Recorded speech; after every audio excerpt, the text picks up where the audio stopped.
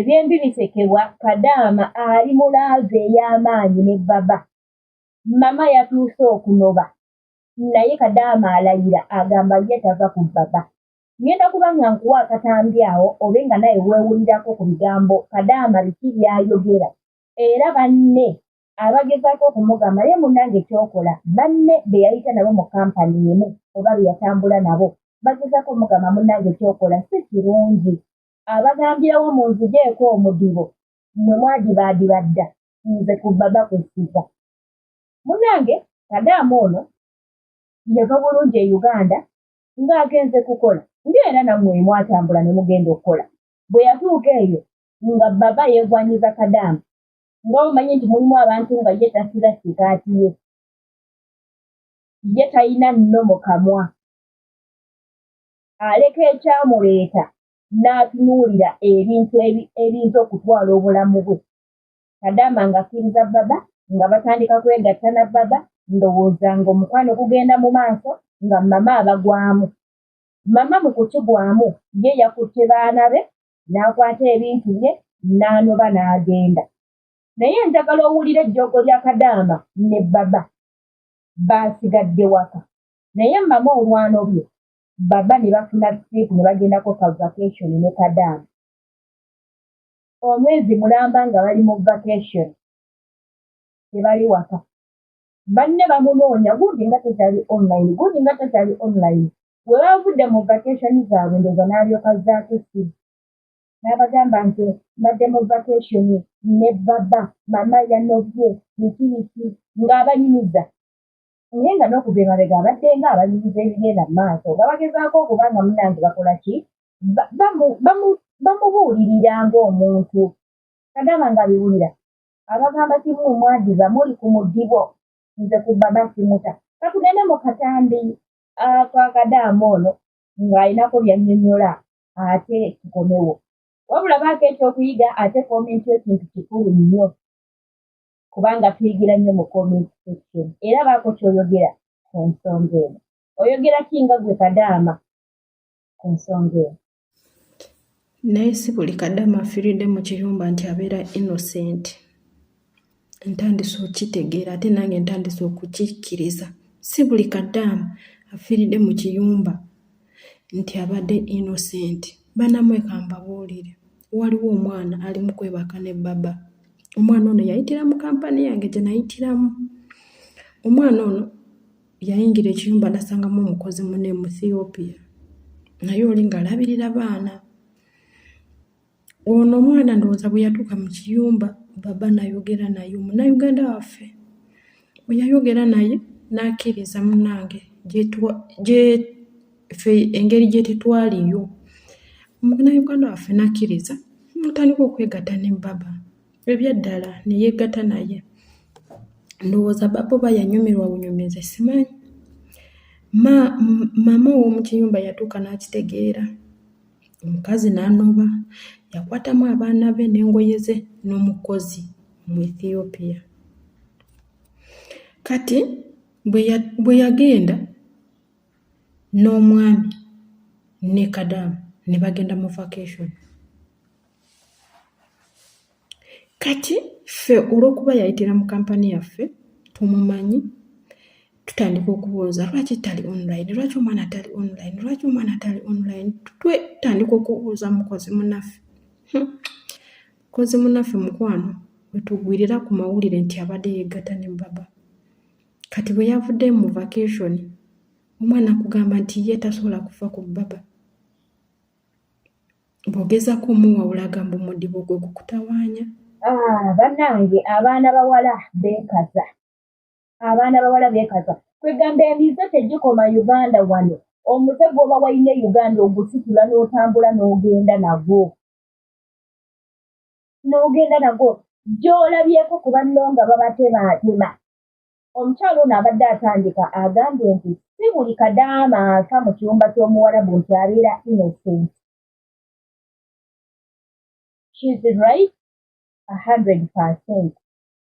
Si buli Kadaama afa mu kiyumba ky'Omuwarabu nti abeera innocent.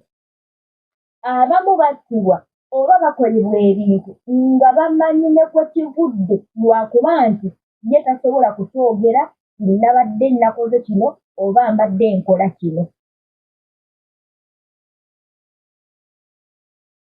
Ye adda buzze eno ng'agamba sayidi ya Muwarabu nga mubi nga bwe yamukoze ekintu nga bwe yakoze naye nga si buli muntu atuusibwako ekintu n'imanyisibituuti nti aba innocent naddala ku bantu abattibwa.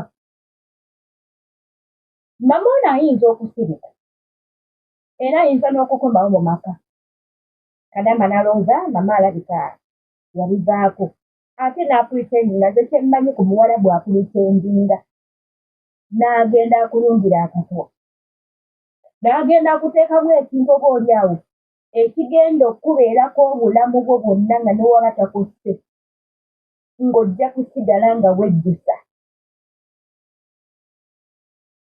Wagenda kukola ekikwageza bba wa mukama wo kiki ekitali gamba nti nagenda nenkola nasanga famire nga erimu single father nga talina mukyala kiyinza okutegeerekeka naye osanze banno bafumbo ogenze kukola nga mukozi wa waka n'olaga nti n'omusajja ogenda kuba nti mukama abasajja abo tetuganye batema naye Kadaama omusajja w'ewaka kasatandika okwesesezaako n'omanya gy'alaga olina okuteekako feesi eyitaafu olina okuteekako feesi enkambwe naye buli lwe weesesaasesa ne weemoolamoola obeera omuleese kkiriza oba gaana agenda kukulemerako mpaka ate kasitaakwebakako ogusooka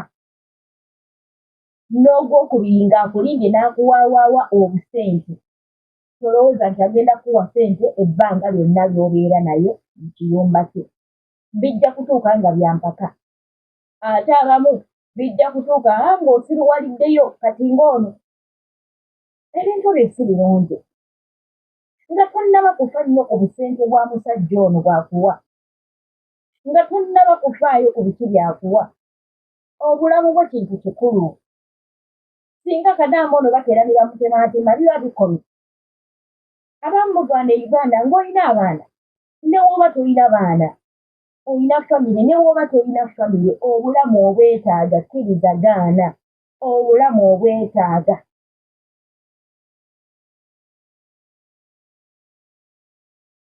Kadaama bw'oba ng'oli mutya ng'ogenda mu kiyumba kya Muwarabu kukola bannange muve Uganda nga musibye sikaati bw'oba owulira nga ggwe tosobola kubeerawo ng'era Omuwarabu bw'aba akutawaanyiza ogenda kutendewalirwa sigala ewammwe ku lw'obulungi bw'obulamu bwo